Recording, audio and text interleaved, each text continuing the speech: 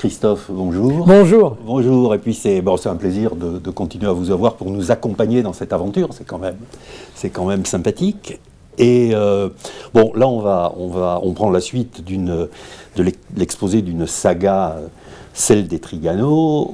Et c'est vrai qu'il me semble assez difficile d'imaginer des exemples plus exceptionnels, à la fois de capacité à respirer l'air du temps, et d'autre part, effectivement, à faire face à des situations absolument des coups du sort qui sont tout à fait imprévus. Et du coup, c'est vrai que vous sentez venir ma question. Si je vous dis rebondissement, vous me répondez... Je vous réponds théâtre, bien sûr. Je vous réponds théâtre, mais attention, je vous réponds d'abord théâtre classique. Parce que le rebondissement, au départ, c'est quelque chose de très précis dans la dramaturgie, dans ce qu'on appelle la composition dramatique des pièces classiques. Le rebondissement, c'est ce qui empêche le dénouement. Le dénouement est prévu, l'intrigue a été nouée, elle va être dénouée, on s'attend à un dénouement et le rebondissement va venir contrecarrer ce dénouement. On va prendre quelques exemples très, très connus. Par exemple, on prend Phèdre. Phèdre était tombée amoureuse d'Hippolyte, Thésée revient, pas question d'accepter ça, donc Thésée décide d'exiler Hippolyte pour qu'il puisse partir et éventuellement filer le parfait amour avec Aricie. Patatras. Quel est le rebondissement? C'est que dans ce dénouement où tout le monde retrouve à peu près son bonheur et où les choses s'apaisent, il y a un monstre marin qui surgit, qui dévore le pauvre Hippolyte. On vient nous raconter tout ça et tout le monde est effaré. Aricie elle-même meurt et c'est une catastrophe. C'est-à-dire que le dénouement est empêché par le rebondissement tragique. Autre exemple, toujours Racine. Si vous prenez dans Andromaque, le dénouement, il est écrit par Hermione. C'est Oreste qui va tuer Pyrrhus pour qu'elle puisse être vengée. Et puis, ça ne se passe pas comme prévu, parce que Oreste va devenir fou, Hermione va avoir des remords, se suicider elle-même, et patatras, c'est la grande catastrophe de la fin de cette pièce. Là encore, le rebondissement, ça ne se passe pas comme prévu, empêche le dénouement. Alors parfois, ça peut être un dénouement plus heureux que ce qui était prévu. Le dénouement d'Iphigénie, par exemple, ce qui est écrit par les dieux, ce qui est réclamé, c'est le sacrifice d'Iphigénie. Et puis, le rebondissement, c'est que d'un seul coup, non, stop, on trouve une autre victime, fille naturelle d'Hélène, et donc, comme la prophétie c'était qu'une fille d'Hélène devait être sacrifiée, on sauve Iphigénie et on sacrifie à sa place la pauvre Éryphile, mais tout le monde s'en fiche, Iphigénie est sauvée. Et donc, le rebondissement vient empêcher le dénouement. Alors le spectateur qui s'était attaché à Iphigénie, qui était là prêt à pleurer devant sa mort, eh bien il est heureux parce que le dénouement tragique a été contrecarré. Alors voilà ce que sont les dénouements et les rebondissements. Autre exemple d'un rebondissement heureux, plus proche de nous, on est dans la comédie.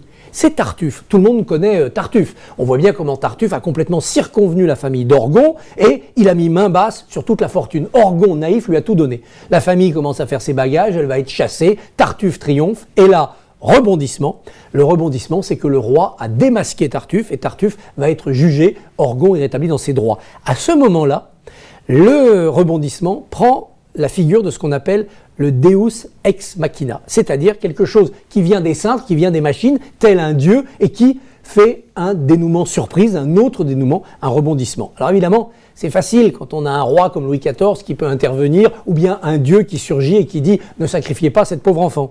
C'est un peu plus difficile dans la vie réelle, dans la vie concrète. Alors le rebondissement du théâtre classique, c'est un peu perdu à travers l'histoire. Néanmoins, il existe dans toutes les pièces de théâtre qu'on aime voir des rebondissements. Maintenant, c'est plus le rebondissement qui empêche le dénouement, ce sont des rebondissements qui relancent l'intrigue. Par exemple, dans un vaudeville, quand le mari rentre dans la chambre, ouvre le placard et tombe nez à nez avec l'amant, c'est un rebondissement incontestable. Mais quand on regarde de plus près, le rebondissement, dans la fonction du théâtre, il a une nature, il a un ressort très particulier. Le rebondissement, il doit faire deux choses. Il doit réaccélérer l'intrigue, c'est-à-dire que quand la pièce commence à être un peu pépère, un peu dans sa routine, le rebondissement va lui redonner du tonus, ça repart à 100 à l'heure, ça donne un second souffle ou un troisième souffle ou un quatrième souffle à la pièce. Et surtout, le rebondissement, il doit changer la direction de la pièce. On pensait qu'on allait vers telle aventure et d'un seul coup, ça change. Un exemple, par exemple, le Limier. Le Limier, c'est une pièce anglaise très célèbre où c'est un mari qui invite l'amant pour se venger de lui. L'amant vient en ne sachant pas qu'il a été démasqué. Il croit qu'il va mourir, que le mari lui a tendu un piège pour le tuer. Et à la dernière minute, le mari lui dit « Non, je voulais juste vous faire peur, déguerpissez ». Ça, c'est la première intrigue. Et puis, au deuxième acte, il y a un policier qui vient et qui lui est persuadé que le mari a mis son verdict à exécution, que l'amant a été tué et qu'il est caché quelque part. Rebondissement, le piège se retourne, mais non, monsieur l'agent, je ne l'ai pas tué, je voulais juste lui faire peur, on va le retrouver, il n'a pas disparu. Rebondissement dans le rebondissement, à un moment donné, cet inspecteur de police Citatillon, il a bien fait peur au mari qui avait monté une fausse vengeance et qui était pris à son propre piège. Cet inspecteur de police, il enlève son déguisement, c'était l'amant, qui était revenu déguisé pour montrer non seulement qu'il pouvait lui aussi jouer à faire peur, mais qu'en plus, en se déguisant, il avait été meilleur acteur, meilleur bluffeur que ne l'avait été le mari à l'acte 1. Le limier, slough en anglais, c'est une des pièces où les rebondissements font faire demi-tour à l'intrigue et on est dans la salle complètement stupéfié. On ne pouvait pas imaginer ça. Ça dépasse notre imagination.